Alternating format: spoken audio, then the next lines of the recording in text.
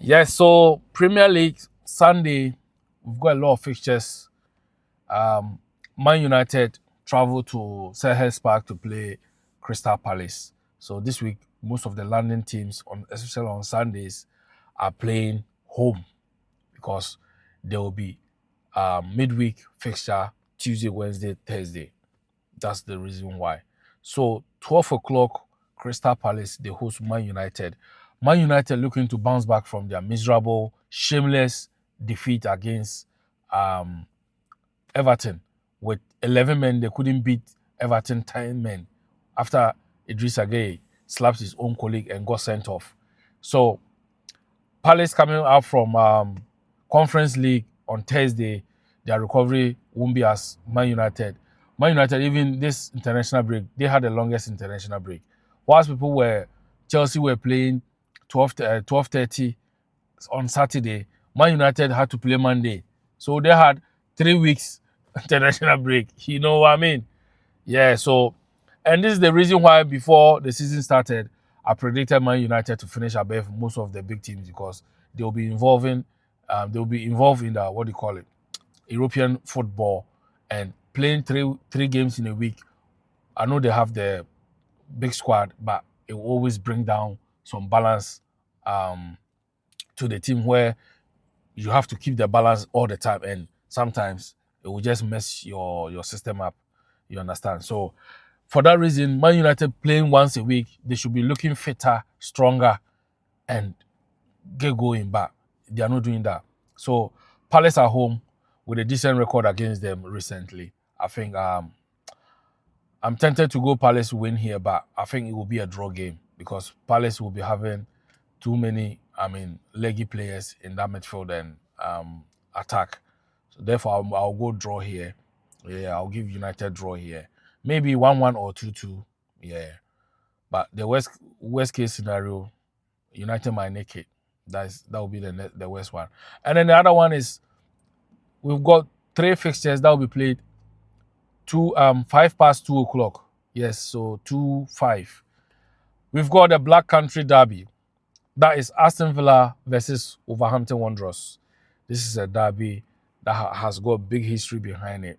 I'll especially make a video about that derby, the reason why that derby came about. So if you're watching this, make sure you hit the subscribe button and stay tuned for some football stories and histories. Yeah.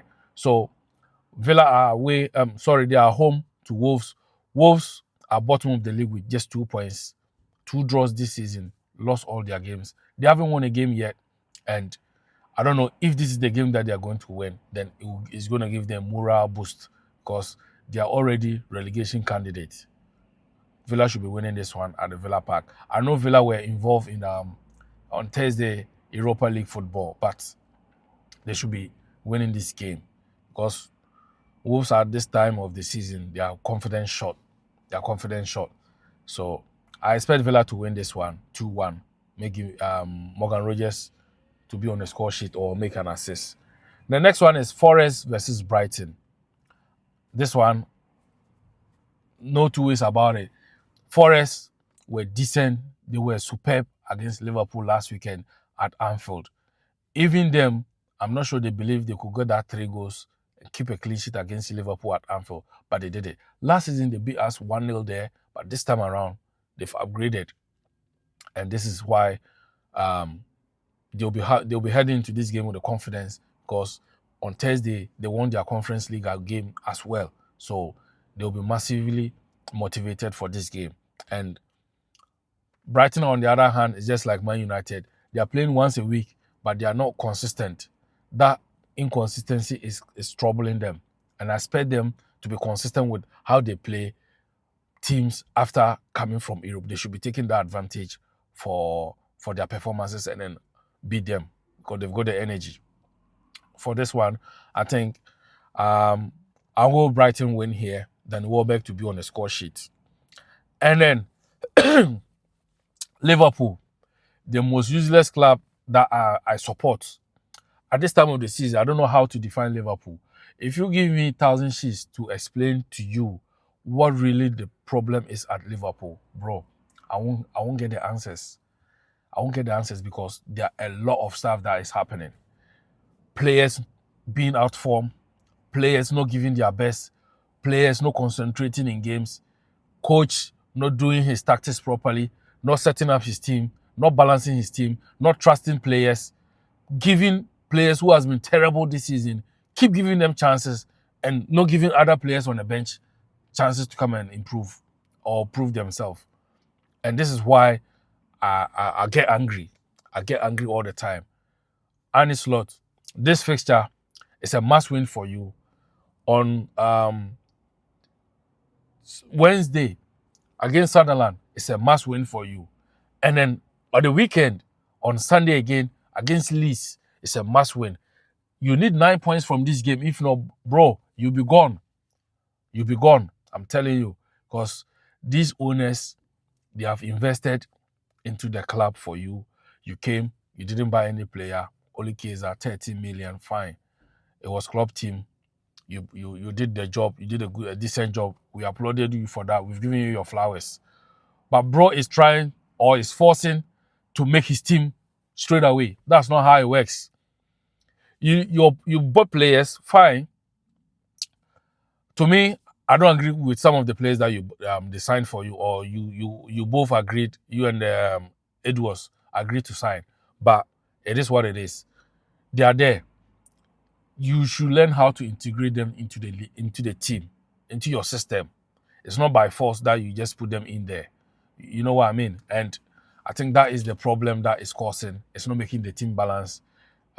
Players are short confidence, individual errors. If you see the kind of goals that we've been conceding this season, even when we were winning our 5 games that we won in a row, bro, you could see that we could score 2 goals and still come and concede 2 and then start to fight to win, to get a winner.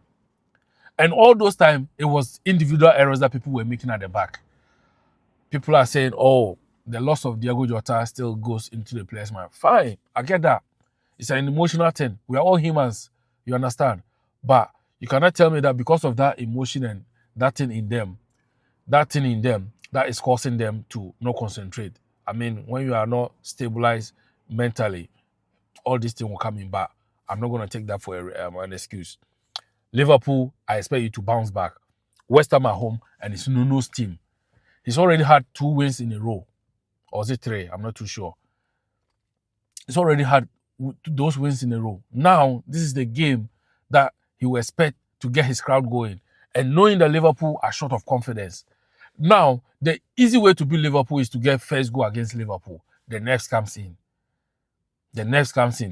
And they've got a phrase in football that when you cannot win the game, don't lose it.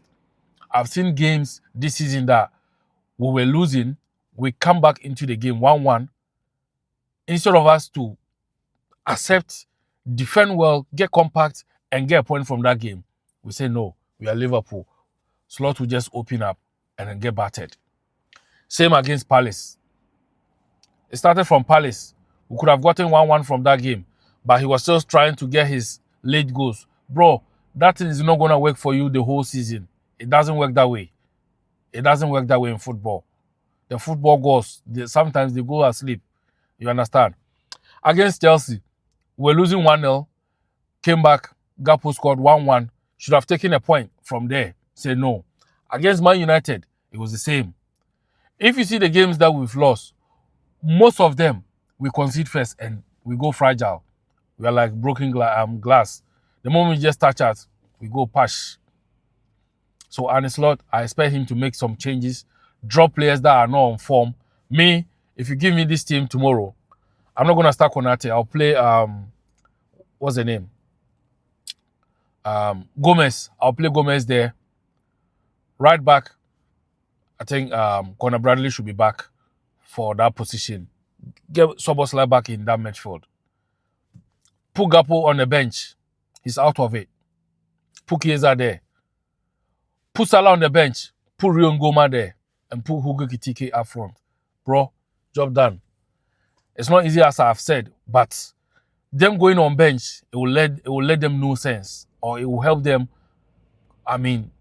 take off pressure from them and restart and regroup and come again. Wednesday, Then you bring them again. Let them be on the bench again. Go with this lineup again. Bro, after 3 games, they'll realize that it's a wake-up call. They need to start fighting for their position. But because we are not doing this, it's like no matter how useless they play, how rubbish they've been, you still play them. So man, them are not going to back up.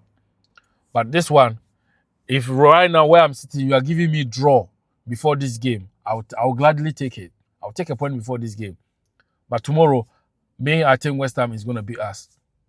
West Ham is going to beat us. Maybe 2-1. Again, we are not going to keep. We are not going to keep at the back. They're going to beat us. They're going to beat us. I don't see how we can beat West Ham with the low confidence that we are. Individual errors that we made against PSV and Ovin is ridiculous. I've never seen that before. Even Roy Hodgson time, I did not see a team of Roy Hodgson with Jay Spearing and Jonjo Shelby in it doing that. Not to talk about today, McAllister, Sobosla, and Gravenberch in there. You know? So with this one, I'm going West Ham to win 2-1. I don't care. I'm a Liverpool fan, but that's what I feel. Because I don't feel my team can win. And I have to be honest with myself. West Ham 2-1. Then the biggest one is Chelsea versus Arsenal. It's the first and second start of the season. I've always said this, that Chelsea is in this title race. People are saying they are not in it. Me, they are in it. Chelsea is in the title race because it started way back when they were behind City. They were behind Sunderland. Looking at their fixtures coming up, when they were winning, I saw that, no, they are in that race. Imagine if Arsenal lose tomorrow, it's a 3 points. If Arsenal win, it's 9 points. So you know the difference. So they are still in it. At the moment, they are second, and they are really going. They are really going this season. So if you see the kind of performance that they put up, I mean, sometimes some fluke results will come up, especially losing against Man United, losing to Sunderland. You know, all these things capitulated into their form when they were not picking up points. But right now, man, when they are not winning the game, they are not losing it. They'll get something from it. And that's what I want my Liverpool to do. So Enzo Maresca is happy to welcome back Cole Palmer. He's fit again, but I don't think he's going to start him. If I'm him, I'll start Estavao, and then maybe Cole Palmer will come in second half. You understand? So on the other side of Mikel Arteta, I expect Arteta to change his pack, how he played against Bayern Munich. Bayern Munich, he went direct. He didn't start playing from the back. He was just going long balls because he knew Bayern were going to press them. He didn't want to risk it, make any silly mistake, and put pressure on himself and his players. So with Chelsea game, I don't think he's going to do the same. He thinks Chelsea will allow him to have the ball. So he would like to go that way. Because if he goes long against Chelsea and Chelsea start winning those second balls, bro, they've got those speed monsters there. They will hit you on the counter before you realize your aim rate will turn into hybrid, you know? So I think he's going to adapt. He's going to change his tactics. And these two managers, for me, I think they are still, growing into the game. And they keep upgrading themselves. Because Arteta, people were not expecting him to start like the way he started against Bayern Munich. But how he started, I was like, yes, this guy's really cooking this season. He's learning how to play every opposition. And that is what Enzo Maresca too is doing. Especially in big matches or big fixtures, Enzo Maresca knows how to cook opponents. Cancel out their danger men or their kind of system that they want to head them on. He always cancel them out. And it was going to be a huge battle between Caicedo and Rice. Me, if I'm watching this game, I'm watching these two. They are the people who I'll be watching that game. Yes. On the other side is Cucurella versus Saka. It was going to be a battle after Cucurella destroyed Lamine Yamal. There was a funny thing that happened weeks ago. Conor Bradley had a fantastic game against Vini. Next game, it was against Doku, and he got destroyed. Who knows? Maybe Saka is up for it. He's seen that, and he's also up his game, learn how to destroy Cucurella. So it's going to be a huge battle, and Cucurella is going to also be on top because he knows what Saka can also do. Eze versus Enzo Fernandez is going to be key. It's going to be key. These two guys, I mean, I can't wait. I can't wait for this fixture. But yeah, these are the kind of fixtures me as a football fan. I always wish this fixture is played like 2 continuous weeks and it will be still sitting down watching and enjoying. But forget, they are humans. They are no robots, you know. So it's going to be an intriguing game for me. I think this game could be how the expectation behind this game is like everyone is expecting an exciting game, but the scoreline, Chelsea fans will say they will win. Um, Arsenal fans will say they will win, but maybe neutral. I think one is gonna edge it, and it's gonna be a narrow win. But on the other side, on the flip side, if it's draw 2-2, I'll be surprised, and it will be a fair result, depending on how the performance has been from both teams. So, guys, make sure you hit the subscribe button. And if you want any football jerseys or basketball jerseys, just hit me up on this video in the comment section. Hit me up and send your orders, and I'll get them out to you. I'll deliver in the UK. I don't deliver outside the UK. I'm out.